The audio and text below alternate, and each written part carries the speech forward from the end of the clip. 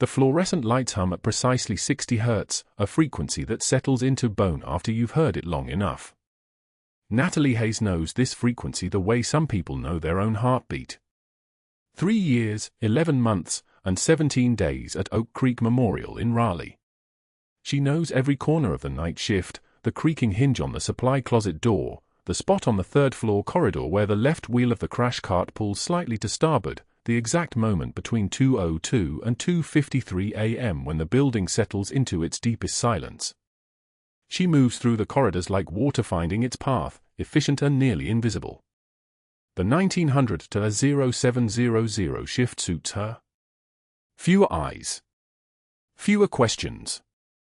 Fewer people asking why a night shift nurse with hands that know how to start a 22 gauge for in the dark, in chaos, under conditions that would make most people freeze, never applied for advancement, never sought a position in day surgery where the pay would be better and the respect louder.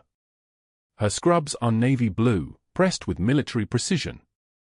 Her name badge reads N. Hayes, RN, with the photo from 3 years ago, face forward, eyes focused on something beyond the camera. She wears long sleeves even in June, even when the hospital thermostat runs hot and every other nurse rolls up to their elbows.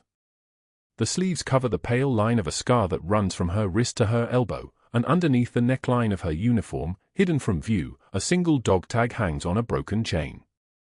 She touches it every hour, a gesture so automatic it has worn a small smooth spot in the metal from her fingernail. On the cardiac floor at 18:47 hours, a patient coded. The monitor flat-lined. No pulse. No respiration.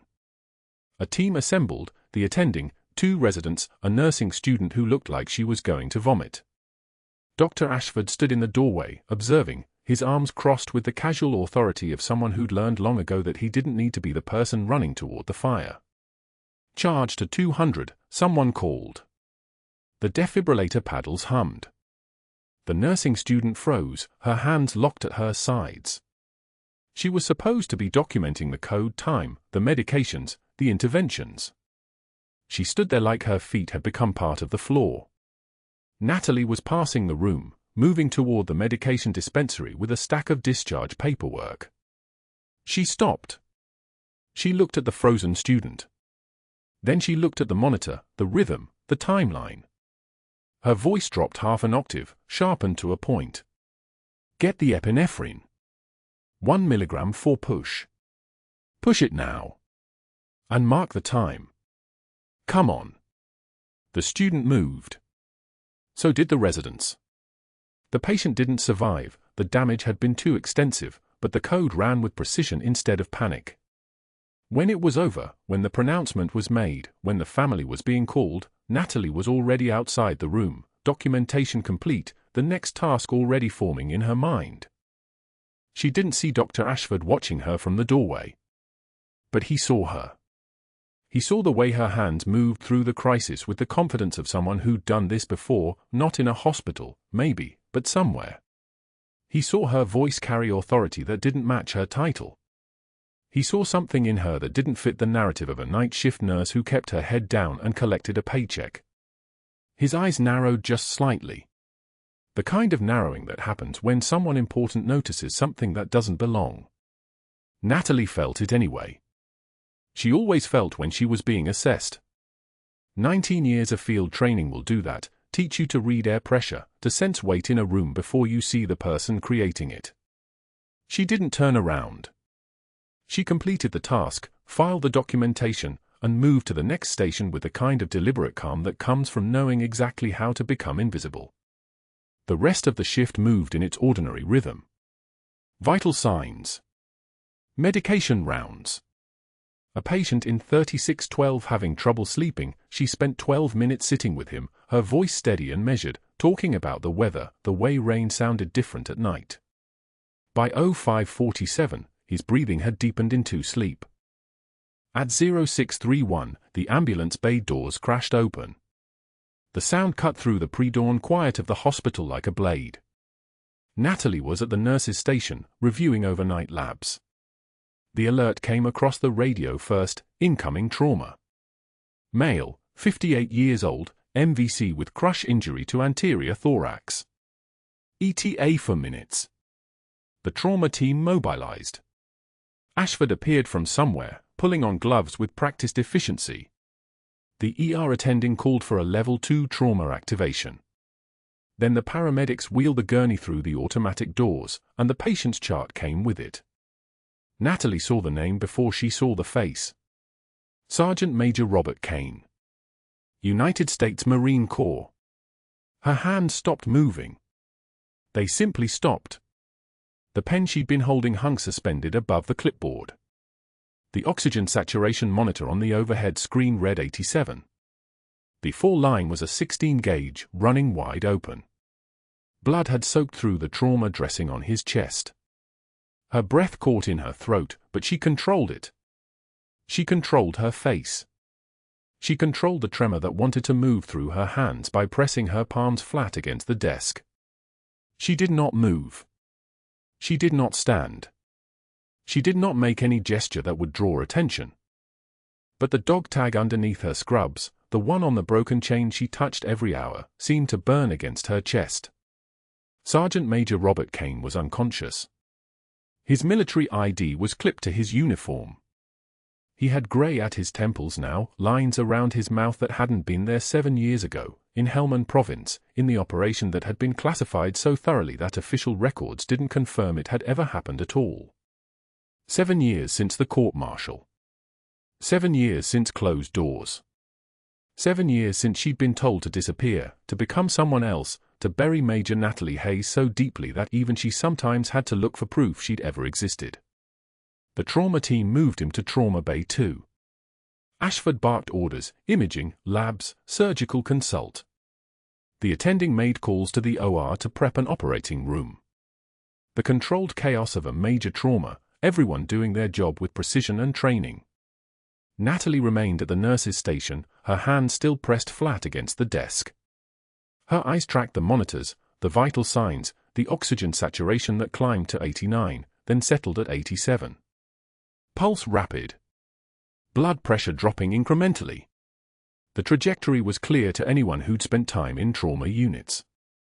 Without intervention, without surgery, without some miracle of medical timing, Sergeant Major Caine would be gone by dawn.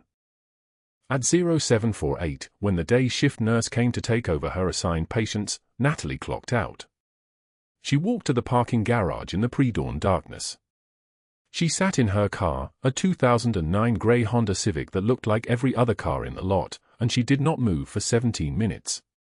She did not start the engine. She did not turn on the radio. She simply sat there, hands on the steering wheel, her breathing measured and controlled, the way they'd taught her to breathe when the mortars fell on forward operating base Shank. When she finally moved, it was to pull out her phone. She texted nothing. She called no one. She simply sat in the pre-dawn darkness and waited for the sun, which was coming whether she was ready or not. That night, at 2,104 hours, Natalie clocked back in for her shift. She wore her scrubs, pressed her name badge to her collar, and moved through the hospital with the same invisible efficiency that had defined her 3 years at Oak Creek Memorial. She did not go to Trauma Bay 2. She did not ask about Sergeant Major Caine's status. She took her assignment on the cardiac floor, reviewed the charts, and began her evening rounds. But at 22:47, when the monitors showed a bed empty in the ICU on the 4th floor, a patient discharged to step-down care, Natalie knew something the computer system wouldn't update for another hour. She knew where the beds were empty. She knew where cameras had a 3-second blind spot near the stairwell. She knew the password to the terminal, the one the day shift hadn't bothered to change in 6 months, the one that was officially a HIPAA violation, but nobody cared about administrative security on the night shift because night shift nurses were just the people who showed up and ran machines. At 0314, when the 4th floor was at its quietest, when even the fluorescent lights seemed to be holding their breath, Natalie moved through the ICU door. The badge reader buzzed her in, her clearance was valid. She was an RN. She belonged here. Room 4-12 was at the end of the corridor. She could hear the ventilator before she saw it, a rhythmic mechanical hiss that sounded like breathing but wasn't, not really. Caine was sedated, his chest wrapped in surgical dressing, his right arm immobilized. The monitors showed his heart rate, his oxygen saturation, the measured vital signs of a man whose body was fighting to survive even though he was unconscious. She stood at the foot of the bed. She did not touch him. She simply stood there and read the chart that hung in the slot at the end of the bed. Crush injury to anterior thorax. Fractured ribs on the right side, 3 through 7. Contusion to the right lung. A surgical repair of a lacerated intercostal artery. Prognosis listed as guarded. That was hospital language for we don't know if he's going to make it. She read the medication list. Propofol for sedation. Fentanyl for pain. Antibiotics to prevent infection. Everything by the book. Everything appropriate for a man in his condition. She turned to leave. Her shift wasn't over. She had other patients, other tasks, other lives that needed her attention. She could not be seen here, in this room, with this patient, carrying the weight of 7 years in her chest. That's when the voice came from the doorway. Interesting.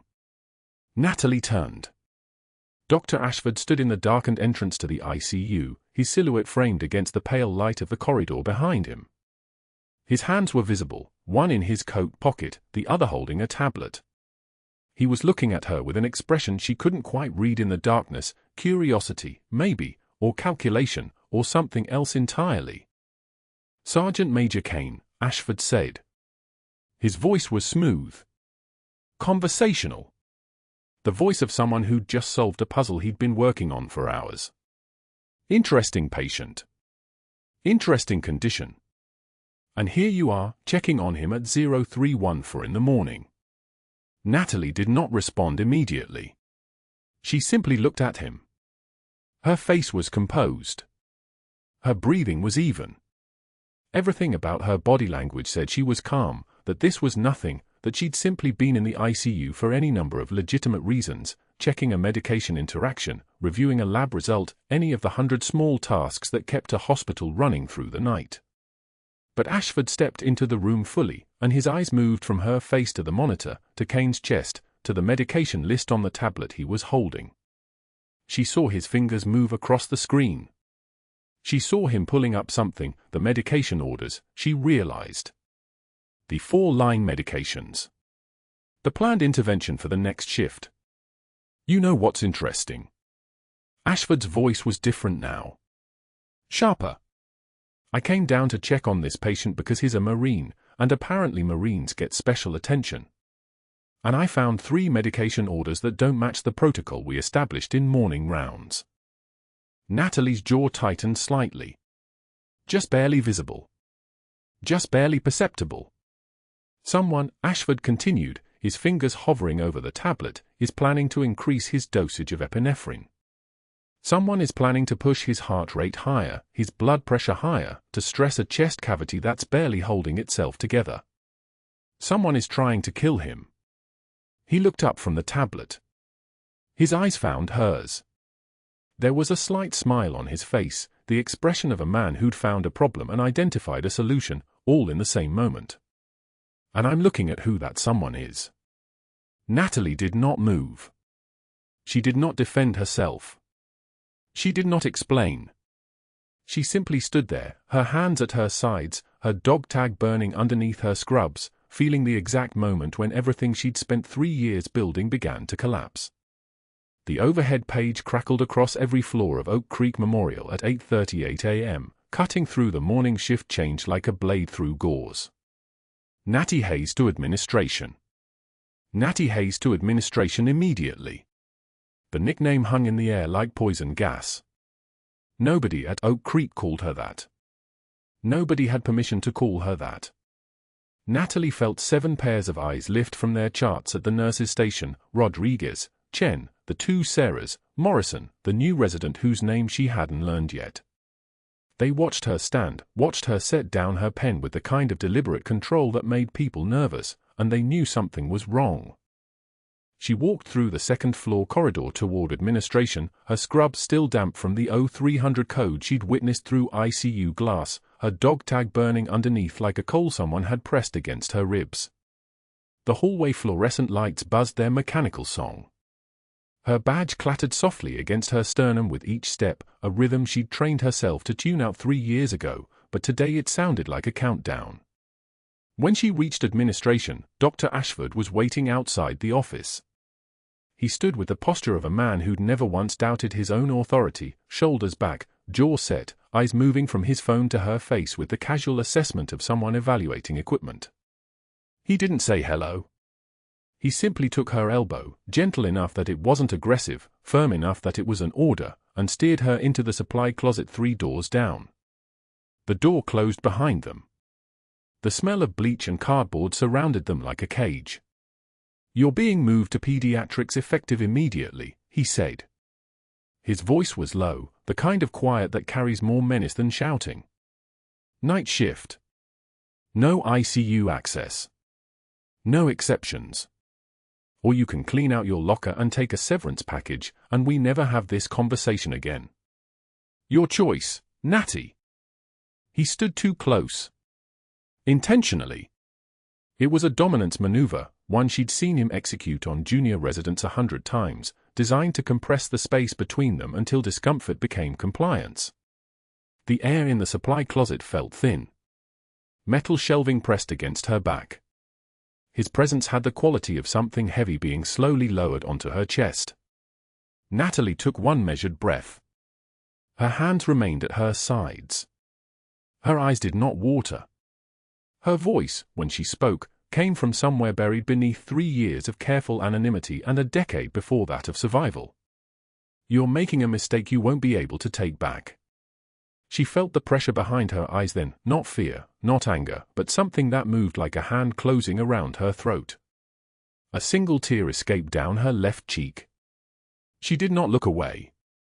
Her hand rose, steady as surgical steel, and she wiped it away without breaking eye contact, her jaw clenched so hard her molars felt like they might crack. The tear was not surrender. It was restraint. The trembling wasn't weakness. It was the sound of someone holding the line between the person she'd been forced to become and the person she actually was, and that line was beginning to fray. Ashford's smile appeared then, a thing without warmth, without humor, made entirely of confidence. "We'll see," he said. He opened the supply closet door, and she walked back out into the hallway where the fluorescent lights continued their eternal hum, and she did not look back. 2 days later, she was filling out intake paperwork at a desk on the first floor when Ashford appeared in the parking lot during shift change. It was 1947 hours, 17 staff members heading to their cars, the evening sun hitting the asphalt at an angle that made everything look like a crime scene photograph. He positioned himself beside the medication pickup area where she was walking, near enough that she couldn't pretend she hadn't seen him, far enough away that what followed would appear casual to anyone watching from distance. "Hayes, your performance issues mean you're off patient care," he announced. His voice carried across the parking lot with the precision of someone used to being heard. "Intake paperwork only. Effective now. We can't have nurses making clinical decisions above their competence level. You'll receive the written transfer notice in your personnel file by end of business." A nurse dropping off lab samples at the medication pickup stopped walking. Her hands froze on the sample bag. 2 others by the parking lot entrance turned to stare. A resident in blue scrubs paused mid-stride between vehicles. The moment stretched, long enough for everyone within 20 meters to understand that this was not a casual conversation. This was a public execution of character. Natalie stood perfectly still. The evening breeze moved her hair. A car alarm wailed somewhere on the far side of the lot. She felt each nurse's eyes on her face, waiting for a response, waiting for something, anger, tears, a justification. She gave them nothing. She simply absorbed the words into a place in her chest that had learned, a long time ago, to convert shame into ammunition. She took 1 step toward her car, then another, and she walked away without saying a word. Behind her, she heard Ashford's footsteps retreating, heard the muffled sounds of conversations resuming, the doors of cars opening and closing like a slow-motion avalanche. But that wasn't the worst part. The worst part began that same night, at 2,100 hours, when she sat in the intake chair at a desk on the first floor with 8 hours of paperwork ahead of her and a direct line of sight through 3 sets of glass walls to the ICU monitor board. She could see the green glow of vital sign displays. She could see Caine's name on the patient roster. She could see his numbers fluctuating like a body learning to breathe underwater, stable at 2107, declining by 2135, stable again by 2200, then declining once more. Her hands filled out forms on autopilot. Name. Date of birth. Insurance provider. Address. Emergency contact. Her eyes never left the ICU board. On her third night in intake, a Tuesday, the kind of night when the hospital moved slower and the silence became almost visible, Caine's monitor alarm echoed through the ICU corridor at 0213 hours. Not a patient alarm. The ICU alarm. The one that meant something fundamental was failing. Natalie stood from her desk without thinking, her chair rolling backward into the wall. Through the glass walls, she watched his oxygen saturation drop in real time. 92, 88, 84, her hands pressed against the glass partition. A resident in the ICU ran toward his bed, checked the monitor, picked up the phone with the kind of urgency that turned her stomach to ice water. Ashford arrived within 3 minutes. Not 5. Not 10. 3 minutes, which meant he'd been somewhere close, somewhere nearby, somewhere waiting. He examined Caine. She watched through the glass as he placed his stethoscope, listened, his expression revealing nothing. Then he stepped into the hallway and made 2 phone calls, his voice too low for her to hear, his body angled away from the ICU doors. When he finished, he walked directly toward her. "You don't work this unit anymore, Hayes," he said. His voice was quiet, the tone of a man enforcing a boundary he'd already established. "Go back to your desk." She did not move. The fluorescent lights above them buzzed their endless mechanical song. Somewhere in the hospital, someone was suffering, someone was healing, someone was being born or dying, and the machinery continued its work regardless of what happened in this hallway. "His breath sounds are diminished on the left," she said. Her voice was not deferential. It was clinical. "He needs a chest tube." Ashford's smile returned, that same thin thing without warmth. "He needs you to follow hospital policy, Hayes. Last warning.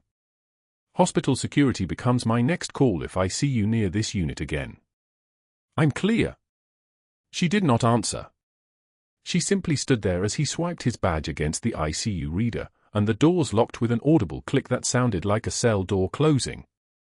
She watched through the glass as Caine's oxygen saturation continued its descent.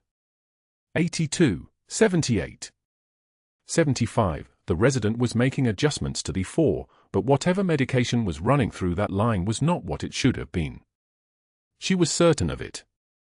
The medications on the chart in Ashford's handwriting, the one she'd photographed with her phone 2 days ago, did not match the standard ICU protocol for respiratory decline. They were wrong. Deliberately wrong. The kind of wrong that only happened when someone wanted a patient to fail. She turned and walked back to her intake desk on the first floor, her scrub still damp from the 0300 code she'd witnessed, her dog tag burning underneath like a coal, her hands moving across the paperwork with the mechanical precision of someone whose body was still present even though everything else had already gone to war. What happened next would change everything. But first, there was a code blue at 02 for 7 hours, and she would hear about it on the overhead page, and when she did, something that had been sleeping inside her since Marjah would wake up, and it would not go back to sleep again. The overhead page crackled at 02 for 7 hours. Code blue, ICU 4. Stat Natalie didn't move. She sat at the intake desk on the first floor, her pen suspended over a discharge summary for a patient she didn't remember admitting, and the announcement dissolved through the speakers like ash. Code blue. ICU 4. That was Sergeant Major Robert Caine. Her hand trembled. Not visibly. Not enough for anyone watching to notice. Just the smallest oscillation in her fingers, a tremor that existed only in the space between bone and skin where no one was authorized to look. She set the pen down instead of continuing. The intake desk was a purgatory she'd occupied for 63 hours now, 2 shifts and a half since Dr. Ashford had demoted her in the parking lot in front of 7 witnesses. The chart in her hands felt weightless. Everything felt weightless except the dog tag in her scrub pocket, which felt like it weighed 300 pounds. The ICU board above the nurse's station cast its glow across the darkened hallway. Natalie could see it from her desk if she angled her chair exactly right and pretended to be studying the computer. She didn't pretend now. She stood, moving with the careful deliberation of someone who'd learned to be invisible, and drifted toward the hallway where the board was visible through glass. Caine's monitor displayed a blood pressure that belonged to a corpse, 58/31. Oxygen saturation, 84%. Heart rate erratic, jumping from 118 to 142 and back again, a rhythm that looked like panic translated into waves. 4 residents burst through the stairwell doors, 2 of them still fastening the tabs on sterile gowns. She recognized Dr. Patterson from cardiac, Dr. Liu from pulmonology, and 3 others whose names she'd never learned because they'd made it clear they didn't expect to see her again. Behind them came the attending physicians, men with the kind of authority that moved air, that made hallway lights seem dimmer by comparison. Dr. Ashford walked among them like he was leading them into battle, his face the color of someone who'd already won. Natalie's jaw clenched. Not from fear. From the weight of standing still while watching something preventable happen in real time. The code team moved with practiced efficiency, a choreography of crisis that she'd witnessed 1,000 times and could no longer unsee. She watched them enter the ICU through the glass partition. Watched them surround the bed. Watched Ashford take position at the head, barking orders like he was conducting an orchestra composed of breathing machines and beeping monitors. The compressions began, someone pumping Caine's chest in methodical rhythm, someone else threading and 4, someone marking time on the monitor as the seconds accumulated. Natalie counted them as they worked. 1, 2, 3. 4 residents. 2 attendings. 3 ICU nurses. 6 specialists called from the surgical teams. 15. Exactly 15. She counted like she was cataloguing artillery pieces, like numbers were the only language left that made sense. 2 minutes elapsed. Then 4. Then 6. The oxygen saturation climbed slightly, up to 91%, and she felt something in her chest unclench for a fraction of a second. The 4 medications were working. Epinephrine coursing through him, pushing his heart back toward function, back toward life. Back toward the possibility that Ashford's sabotage hadn't been absolute. But at the 8-minute mark, Ashford stepped back from the bedside. His hand rose to his wrist. Not urgently. Deliberately. He checked his watch like a man timing a recipe. Natalie watched his lips move. She couldn't hear through the glass, through the distance, through the walls that had been constructed around her, but she read the shape of the words. His face had that peculiar expression it wore when he was performing the role of a competent physician for an audience. Hospital protocol, he was probably saying. Multiple system failures. Unsalvageable. One by one, they stepped away from the bed. A cardiologist removed her gloves first, the snap of latex sharp enough to carry. Then a resident, shaking his head at something another resident whispered.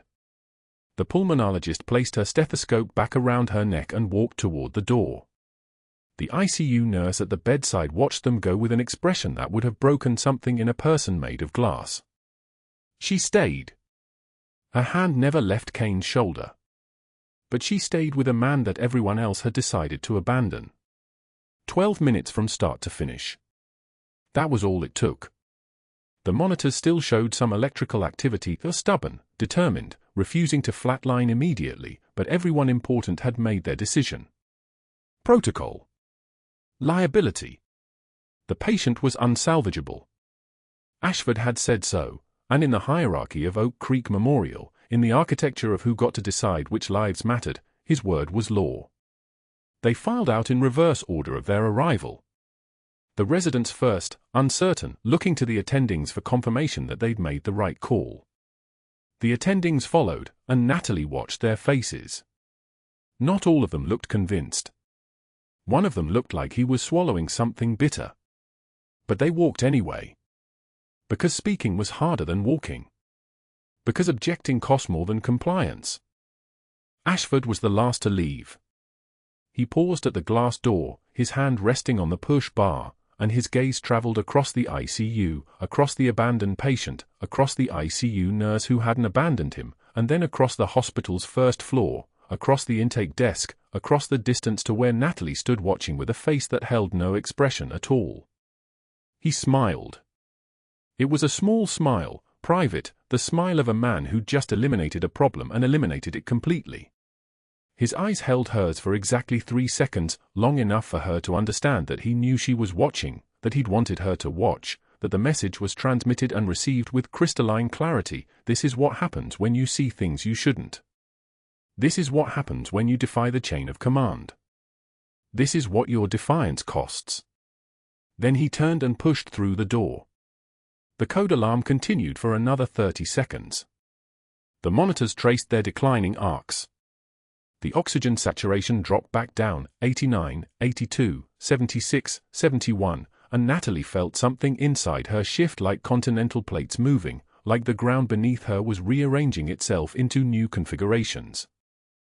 The flatline came at 0251 hours, exactly 14 minutes after it started. It wasn't a loud sound. The absence of sound was the thing she felt. The silence where there had been noise. The hollow space where there had been the rhythm of active resuscitation. The ICU nurse at the bedside stood alone, her hand still on Caine's shoulder, and she looked up at the monitor like she was asking a question she already knew the answer to. Natalie's hand moved to her pocket. Her fingers closed around the dog tag. It was still warm from her skin, still carrying the heat of her body like proof of something. She held it there without pulling it out, without letting anyone see that she was holding anything at all. The fluorescent lights overhead hummed their mechanical song, indifferent to death, to sabotage, to protocol. The hospital continued its rhythms around her. The phones kept ringing. The monitors kept beeping in other rooms. The night shift moved forward because night shifts always moved forward, because people kept dying and people kept healing and people kept deciding which lives were worth saving and which ones weren't. Natalie returned to her desk. She picked up her pen. She looked at the discharge summary she'd been completing. A patient named Marjah Chen, 54 years old, admitted with acute appendicitis, discharged after surgical removal. Recovered. Survived. Her life continued tomorrow in a different building, in a different configuration, but continued nonetheless. Caine's life had ended at 0251 hours because 15 doctors had walked away from his bed and Ashford had decided that the cost of saving him was higher than the price of letting him die. It was that simple. It was that brutal. I need coffee, Natalie thought. The dry observation came automatically, from the part of her brain that had been trained in morgues and field hospitals and situations where the only way to move forward was to step over the bodies of people you couldn't save. I need coffee and then I need to figure out what happens next. But she already knew what happened next. It was written in the firmness of Ashford's smile.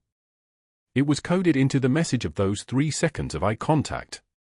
It was spelled out in the deliberate abandonment of a man who'd finally become something other than a name she hadn't spoken in 4 years. It was written in the weight of a dog tag that suddenly felt like it was burning through her pocket and into her skin. The monitor flatlined at 0251 hours. Natalie watched from the first floor station as the overhead lights reflected off the ICU windows 3 stories above. For residents. 2 attendings. 3 ICU nurses. 6 specialists from surgery, cardiology, and pulmonology. 15 doctors, and she counted every single one as they assembled around Caine's bed like pallbearers at a funeral that hadn't officially been called. She could see them through the glass partition, a blur of white coats moving with the mechanical efficiency of people performing protocol rather than saving a life. One of the attendings checked his watch. Another made a note on the chart. The cardiologist said something she couldn't hear, but she read his lips, unsalvageable. The word hung in the sterile air like a diagnosis. Dr. Ashford stood at the foot of the bed, his arms crossed, his expression carved from marble. He didn't look angry. He looked satisfied. The way a chess player looks when the opponent finally sees that they've already lost. One by one, they left. The first resident walked out at 0254 hours. Then the surgical attending. The ICU nurses followed, their shoulders already moving toward the next crisis, the next salvageable case. By 0256, only 2 doctors remained, the cardiologist and a pulmonologist, both going through the motions of turning off machines with the grim professionalism of people following orders they didn't question. Ashford's voice carried down through the intercom, thin and precise, no further resuscitation attempts. Protocol mandates cessation at 12 minutes. Hospital liability is clear on this. Stand down. 15 doctors, and every one of them walked away. The cardiologist's hand hovered over the ventilator dial. The pulmonologist stepped back from the bed. Caine lay there, chest bare, electrodes still attached, the rhythm of his heartbeat flatlined to a single accusatory line across the monitor, and the decision was made by consensus and cowardice and the careful doctrine of people protecting themselves. Natalie's hand found the dog tag in her pocket. Caine's dog tag, the one she'd pulled from around his neck for years ago during the medevac, the one she'd carried ever since like a secret she couldn't tell and couldn't forget. She moved. The ICU door swung open in front of her before she fully registered leaving the station. The nurse at Caine's bedside, a young woman with scared eyes, said, "You can't be in here," but her voice had already surrendered. She stepped aside. Natalie's hand trembled as she reached for the crash cart.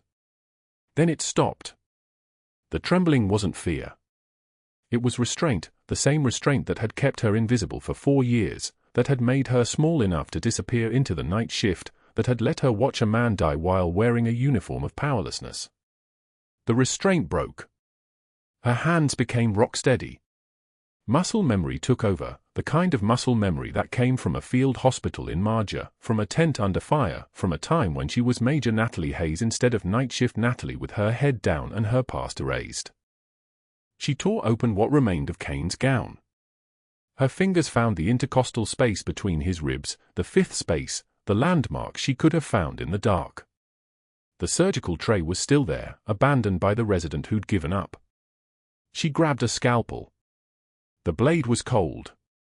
The light above the bed was brilliant and white, like the operating lights in a combat hospital, and her vision narrowed to only what mattered. One incision. Clean. Decisive. The young ICU nurse whispered, "What are you doing?" but the words came from very far away, and Natalie didn't answer. She couldn't answer. She was in Marjah now, in a moment that had never stopped happening, performing the procedure that had kept 3 Marines alive while mortars fell outside the tent and blood pooled on the canvas floor. She opened the chest cavity with the precision of someone who'd already done this when it mattered most. The ribs cracked slightly as she spread them. The pericardium lay exposed, that thin membrane protecting the heart that had stopped beating, the heart that Ashford had decided wasn't worth saving. Her hand went in. The heart was still warm. She wrapped her fingers around it, around the muscle that had pumped blood through Caine's body for 47 years, that had kept him alive through combat and court-martial and the slow erosion of a man being hunted by someone he'd wronged, and she began to compress. Once. Twice. The rhythm was old and practiced, embedded so deep in her nervous system that her conscious mind didn't have to participate. The monitor beeped. Once. Twice. By the 7th compression, a rhythm emerged on the screen. By the 12th, it established itself into something coherent. A sinus rhythm. Life reasserting itself through the force of her hands and the memory of every person she'd refused to let die. Caine's heart beat under her palm. She closed the incision with emergency sutures, temporary, fast, the kind of closure meant to get through the next hour, not meant to last forever. Her hands moved as if independent from her body, as if someone else was performing this action and she was merely watching from a vast distance. The door opened. Dr. Ashford stood in the threshold, his white coat pristine, his expression blank. He watched her step back from the bed, blood to her elbows, as the monitors sang their mechanical affirmation that Caine was still alive. He watched the ICU nurse press her hand to her mouth. He watched the reality of what had just happened remake itself across the room like a photograph developing in solution. Ashford's face didn't change. He simply removed his phone from his pocket and made the first call. "I need security at the ICU. Now. Nurse Hayes is to be removed from the premises immediately." The second call went somewhere higher. "This is Dr. Ashford. There's been a violation of hospital protocol. A nurse has performed an unauthorized procedure." "No, she's not authorized." "Yes, beyond scope. I'm calling the licensing board myself." The third call was to someone who didn't need context. "Yes. Make sure the badge is deactivated. I want her out of the building within 5 minutes." Security arrived in 4. 2 officers, both larger than Natalie by half, neither of them meeting her eyes as they escorted her from the ICU. They walked her past the nurses' station where staff stared, some with understanding, some with the blank look of people who couldn't afford to see what was happening. The elevator descended with its hydraulic hiss, the floor numbers ticking down like a countdown. Lobby. Parking level. The automatic doors opened to the cool night air and the permanent smell of hospitals, that combination of antiseptic and something deeper, something like the ghost of every suffering that had ever occurred within those walls. Her badge was deactivated with a beep as they reached the security desk. The termination letter was waiting, printed and ready, the words already arranged on the page like they'd been prepared before she ever pushed through those ICU doors. Gross insubordination and practicing beyond scope of licensure. Her career at Oak Creek Memorial ended on paper before her body had even left the building. She sat in her car in the parking garage. 3rd level. The engine was dead. Her head rested against the steering wheel, and she couldn't move. The world seemed to be rotating around her while she remained perfectly, completely still. The dog tag was still in her hand.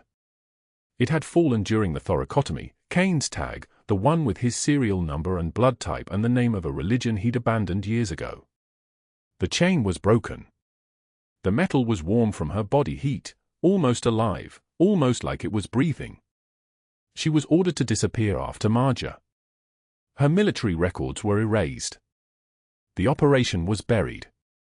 Major Natalie Hayes does not officially exist in any database, any file, any system that could confirm she'd ever been anything other than what she was now, a woman sitting in a parking garage in the dark, holding a dog tag that proved she'd been someone else once, in a place where people died and she'd learned how to save them. And now she'd surfaced. She'd broken cover. She'd saved Caine's life and in doing so had announced her own existence to a man who wanted her buried. The rain started against the windshield, not gently, but in hard, insistent sheets that hammered the glass like applause. Natalie sat motionless, the dog tag clutched in her fist, and she waited for whatever came next. She'd learned long ago that sometimes waiting was the only power left to you. Sometimes survival was just a question of staying alive long enough for the people who were hunting you to make a mistake. She had nothing left to lose now. And everyone who'd underestimated her was about to learn what that meant. The morning light hit her windshield like a judgment. Natalie sat in her car in the Oak Creek Memorial parking lot, engine dead, hands gripping the steering wheel at 10 and 2, the dog tag cold against her palm. For hours since she'd been escorted out. For hours of sitting in the darkness, unable to move, unable to think past the image of Ashford's face in the doorway, watching her save a life and then making 3 phone calls to destroy hers. She heard the knock before she saw the shadow. A woman stood at her window. Early 60s, military bearing even in civilian clothes, grey hair pulled back with the precision of someone accustomed to following protocols. Behind her stood a man in a wheelchair, chest-wrapped, oxygen cannula under his nose, eyes open and focused in a way they hadn't been 12 hours ago. The woman leaned down. "My father's awake. He's asking for the Major." Natalie's hands began to shake. She gripped them together, pressing her palms against her thighs. The tremor wasn't fear. It was restraint. It was the sound of her entire buried past surfacing all at once, demanding acknowledgement. Caine was alive. Conscious. Asking for her by rank. Asking for someone who officially did not exist. She got out of the car without a word. The administrator's office smelled like furniture polish and institutional anxiety. Natalie stood with her hands at her sides while a nurse, young, nervous, her fingers trembling, read from a personnel file that had been sealed 48 hours ago. Background check flagged a classified security clearance, the nurse said, her voice barely holding. Multiple redactions. This can't be right. The database won't even let me open the full file. It says access restricted, Pentagon authorization required. The administrator sat behind his desk, face the color of old paper. There's more, the nurse continued. On the second page. It says she served as a clinical advisor for the Joint Special Operations Command. JOC. That's not something we assign to staff nurses. That's not something that exists on a normal personnel record. Natalie watched the administrator's hand shake slightly as he reached for his coffee. He didn't drink it. He just held it. 2 hours later, the conference room door opened. The man who walked through had the bearing of someone who'd spent the last 20 years making decisions that changed geopolitical landscapes. Weathered face. Eyes that had seen things most people would break from. Navy SEAL insignia on his jacket, Team 3, Charlie Platoon, Marjah deployment marked on the pin with the year. He extended his hand to Natalie first. Not the administrator. Not the lawyer the hospital had summoned. I was with you in that field hospital, he said quietly. Sanjin Valley. When command wanted to pull the combat medic because she didn't have the credentials. You countermanded them. He turned to face the room. Major Hayes received the Navy Cross for actions in Helmand Province that are still classified. She also received 2 Silver Stars. Both for operations I'm not cleared to discuss in this room. Dr. Ashford's face went white. Not pale. White. The kind of white that happens when every advantage you thought you held evaporates in front of witnesses. The SEAL continued. The medication order changes Dr. Ashford initiated on Sergeant Major Caine's file? Those are now part of a federal investigation. So are 17 other cases. So are the insurance fraud claims. An FBI agent entered next, always the way these things happened, in waves, Laird reveals. He placed a folder on the conference table with the weight of evidence accumulated over 72 hours. 17 medication orders. 17 terminal access points. All Dr. Ashford's credentials. All during off hours. All patients with high-value insurance policies. 3 of those patients died. Their families had been contacted. Attorneys had been contacted. The altered medications extended hospital stays, the agent said, his voice carrying the flat certainty of documented crimes. Weeks at a time. Generated approximately $847,000 in fraudulent billing. When Mr. Caine began to code and you determined he was unsalvageable, that was your opportunity to complete the sequence. But Major Hayes intervened. Dr. Ashford stood. His attorney grabbed his sleeve. He sat back down. 6 months later, Natalie walked through the front entrance of Oak Creek Memorial at 1900 hours. Her scrubs were pressed. Her ID badge was reinstated. The designation under her name read, Trauma Clinical Lead. Not nurse. Not staff member. Lead. She passed the night security desk. Dr. Ashford sat in a grey uniform, court-ordered restitution work as part of his plea agreement. The charges had mounted 17 counts of medical fraud, 3 counts of criminally negligent homicide, obstruction of justice. He'd negotiated a plea to avoid trial. Federal prison was still coming. Until then, he worked minimum wage at the hospital he'd tried to use as his personal fraud machine. He didn't look up as she walked by. She didn't slow down. The elevator doors opened on the ICU floor. Through the glass partition, she could see the night shift beginning, nurses reviewing charts, vitals climbing on monitors, the rhythm of care continuing exactly as it had for 3 years before everything changed. This was where she belonged. Not hiding. Not afraid. Not erased. Sergeant Major Robert Caine stood when he saw her. He was waiting outside the ICU in visitor's clothes, civilian button-down with the sleeves rolled up. His chest was healed but scarred, a line that ran from his right shoulder across his ribcage where her hands and a surgical blade had kept his heart beating when 15 other doctors had given up. The scar was thick and angry and beautiful in the way that survival scars always are. He extended his hand, military protocol even in civilian dress. She shook it, feeling the grip of a man who'd spent 23 years commanding Marines, who understood authority and respect and second chances. "I owe you a conversation we should have had in Marjah," he said quietly. His voice carried the rasp of someone still healing from intubation, but his eyes were clear. Conscious. Aware.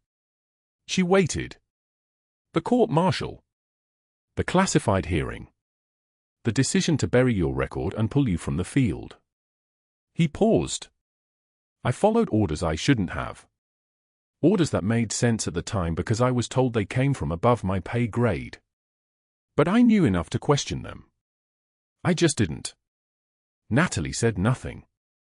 The fluorescent lights hummed their usual mechanical rhythm. Somewhere down the hall, a monitor beeped steadily, normal sinus rhythm, the sound of a heart that should have stopped but didn't. Caine reached into his jacket pocket and pulled out a small box. Inside, suspended on a new chain, polished to silver brightness, was her dog tag. The one that had fallen from her neck during the thoracotomy. The one she'd clutched in her palm for 4 hours in a parking garage, believing it was the last physical proof that Major Natalie Hayes had ever existed. You saved my life in that field hospital, he said.